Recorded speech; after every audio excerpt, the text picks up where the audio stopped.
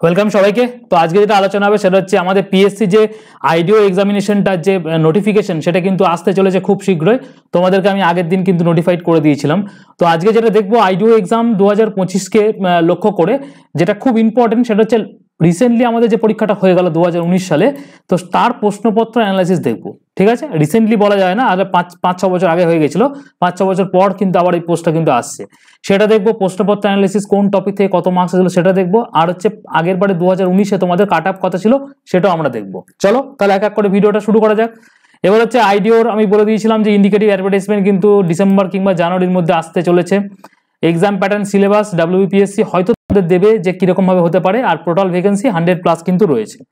এবার হচ্ছে আগের বারে যেটা 2019-এ ছিল সেটা ছিল তোমাদের কিন্তু ওই 118 মানে 118 মতো কিন্তু পোস্ট ছিল, খুব ভালো পোস্ট।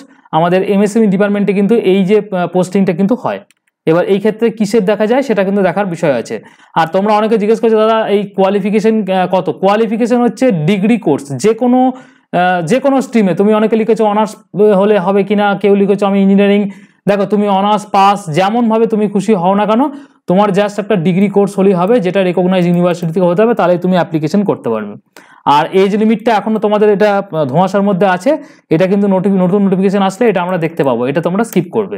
ওকে, এবার হচ্ছে আমাদের পরীক্ষার যে প্যাটার্ন ছিল সেটা ছিল কত? 75 নম্বরে তোমাদের জেনারেল স্টাডিজ ছিল, আর 25 নম্বরে মেন্টাল এবিলিটি এবং এরিথমেটিক ছিল। ঠিক আছে, তো আজকে আমরা এক এক করে দেখবো। আর পরীক্ষা কিন্তু একটা শিফটেই হয়, সিঙ্গেল শিফটে পরীক্ষা হবে। 1 ঘন্টা 30 মিনিটের 100 মার্কসের পরীক্ষা, 100টা কোশ্চেন থাকবে। আর এখানে কিন্তু মেন্স পরীক্ষা নেই। এই পরীক্ষাটা দেওয়ার পর দ্বিতীয়বার তোমাদের যেটা দিতে হবে সেটা হচ্ছে পিটি বা পার্সোনালিটি টেস্ট বা ইন্টারভিউর জন্য তোমাদের কিন্তু কল চলে আসবে।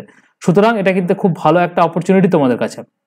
তো চলো, আমাদের যে 2019 সালে আইডিওর পরীক্ষাটা এসেছিল সেখানে কোন কোন সাবজেক্ট, এই পোর্শনে সিরিয়াল নাম্বার, এখানে আমি সাবজেক্ট লিখে দিয়েছি, কিছু কিছু ক্ষেত্রে টপিকও লেখা আছে।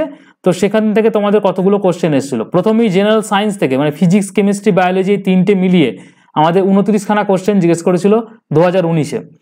ইন্ডিয়ান হিস্ট্রি এবং আইএনএম থেকে 10টা কোশ্চেন। দেখো ইন্ডিয়ান হিস্ট্রি অ্যান্ড জিওগ্রাফি এবং পলিটি ইকোনমি এই যে সেকশনটা স্ট্যাটিক জিকে, এই পোর্শন থেকে পিএসসিতে তুমি ধরে নাও 30%, যে কোনো এক্সামিনেশনে 30%। ঠিক আছে, এখানে দেখো 30-32খানা কোশ্চেন এসেছিল। ইন্ডিয়ান হিস্ট্রি থেকে 10টা কোশ্চেন, ইন্ডিয়ান জিওগ্রাফি থেকে 9টা কোশ্চেন, ইন্ডিয়ান পলিটি ইকোনমি থেকে 5টা কোশ্চেন, স্ট্যাটিক জিকে থেকে 7টা কোশ্চেন, কারেন্ট অ্যাফেয়ার্স থেকে 3টে কোশ্চেন, সায়েন্স অ্যান্ড টেকনোলজি থেকে 1টা কোশ্চেন, কম্পিউটার থেকে 2টো কোশ্চেন।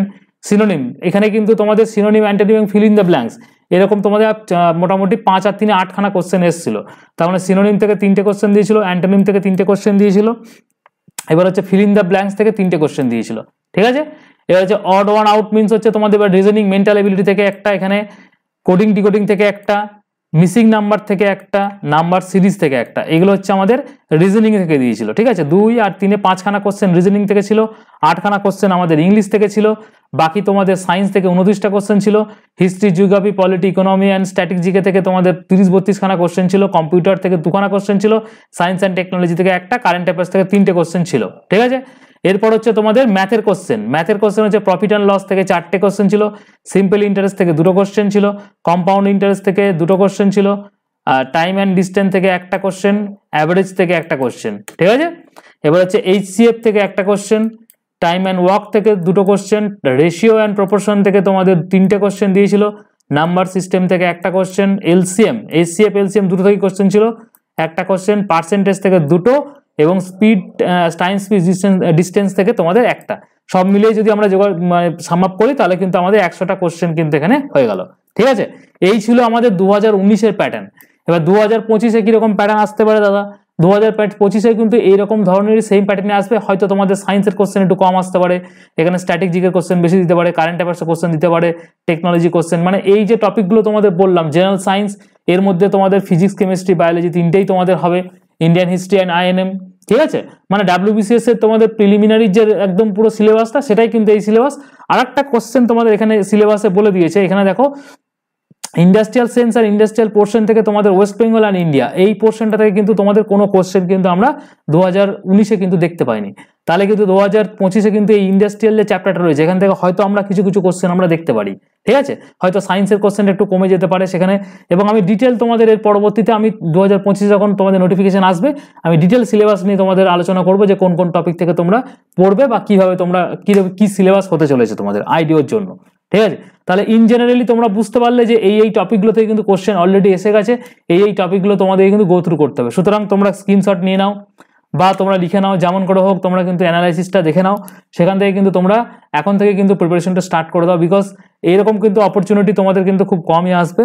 তো এই ধরনের অপরচুনিটি যখন আসবে, এই অপরচুনিটিকে কাজে লাগাতে কিন্তু তোমাদের হবেই হবে। ঠিক আছে? আর এই যে পোস্টটা কিন্তু, এই পোস্টটা কিন্তু গ্রুপ সি লেভেলের মোটামুটি তুমি ধরতে পারো, এই পোস্টটা কিন্তু গ্রুপ সি লেভেলের পোস্ট আছে এবং স্যালারি তুলনামূলক কিন্তু ভালোই আছে। ঠিক আছে?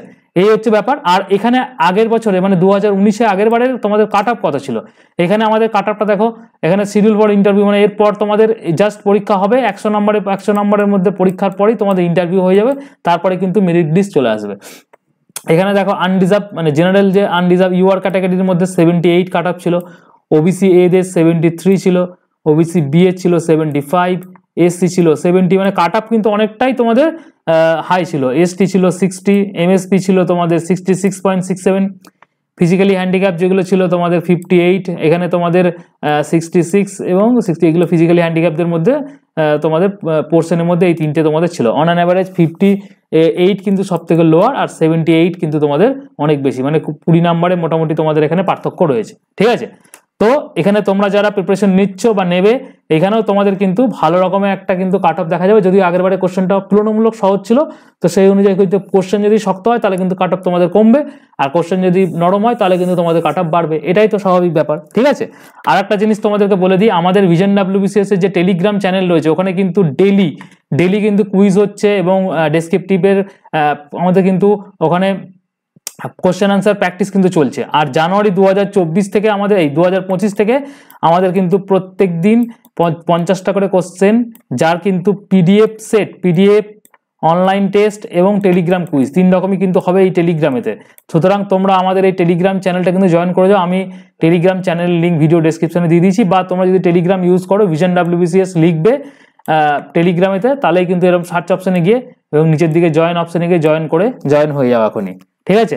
আমাদের ওখানে কিন্তু প্রত্যেকদিন কুইজ হচ্ছে, যেগুলো কিন্তু তোমাদের আপকামিং আইডিও, মিসলেনিয়াস, ক্লার্কশিপ, তারপরে তোমাদের WBCS, এনটিপিসি সব প্রোগ্রামের জন্য কিন্তু এটা ইম্পর্টেন্ট কিন্তু এই জিকে সেটগুলো।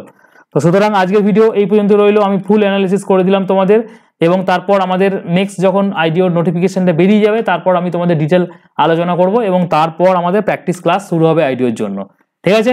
তাহলে আজকে ভিডিও এই পর্যন্ত রইলো। Till then, thank you.